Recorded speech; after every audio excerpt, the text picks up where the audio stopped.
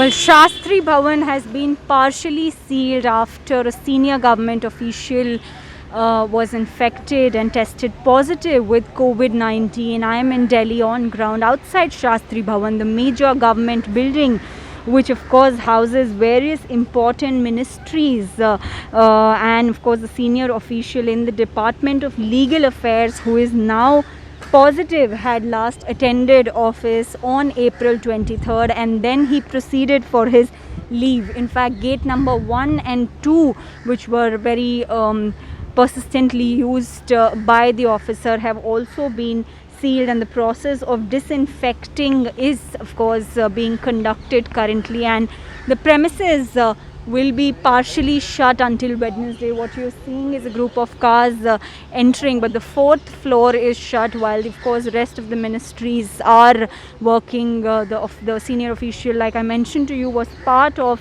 the legal affairs department, and all the necessary measures after this case are being taken care by the officers according to the protocol. This is not the first time it's happening. In fact, recently we also heard of BSF and the CRPF headquarters in CGO complex, yet another important government building that houses various other important ministries and government agencies was also sealed, partially sealed, because of few positive cases before Niti Aayog.